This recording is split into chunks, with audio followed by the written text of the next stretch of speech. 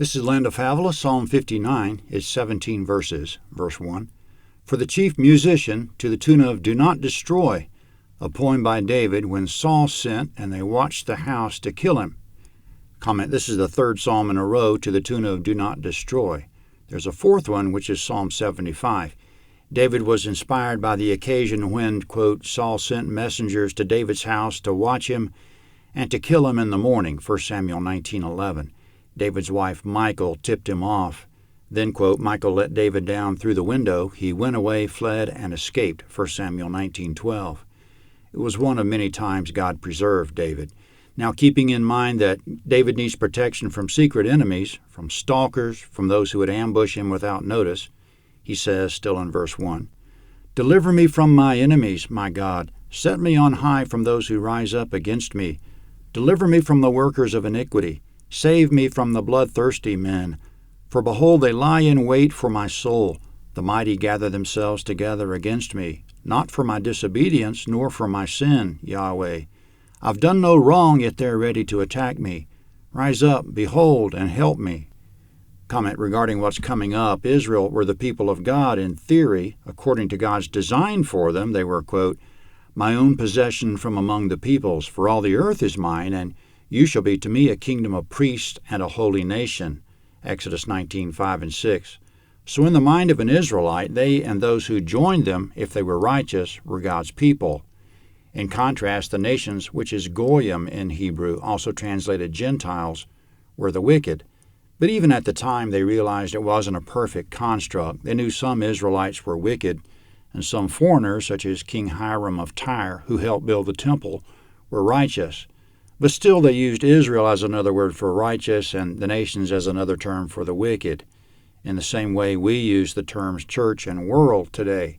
We know some in the church are wicked and some without any obvious connection to the church are righteous, but still sometimes we use those terms as synonyms for the wicked and righteous.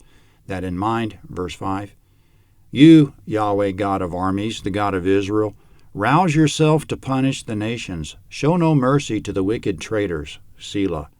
They return at evening, howling like dogs, and prowl around the city. Behold, they spew with their mouth. Swords are in their lips, for they say, Who hears us? But you, Yahweh, laugh at them. You scoff at all the nations. Comment in verse 5, Yahweh is God of armies. Most translations say he's God, Lord of hosts. The wicked are violent traitors and howling dogs in verses 5 to 7. They spew vile things from their mouths like vomit. Yahweh laughs and scoffs at the nations in verse 8, meaning at the wicked. He's not intimidated by them whatsoever. He knows the chances they have of defying him are zero. He knows their fate. Verse 9, O my strength, I will watch for you, for God is my high tower. My God will go before me with his loving kindness. God will let me look at my enemies in triumph. Don't kill them, or my people may forget.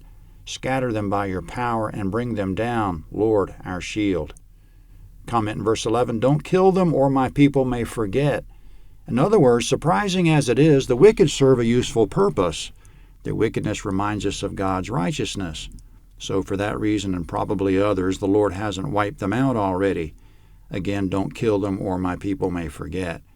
In verse 11, for now, God, just scatter them and bring them down, meaning don't kill them, just limit the damage, please. Now more imprecations upon them, verse 12.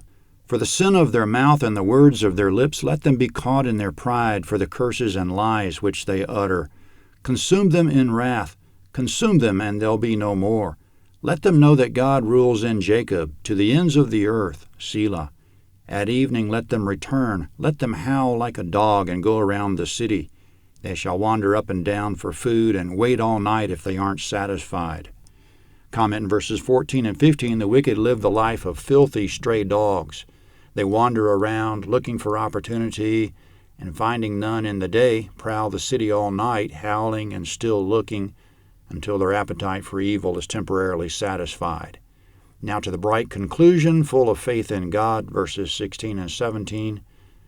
But I will sing of your strength. Yes, I'll sing aloud of your loving kindness in the morning.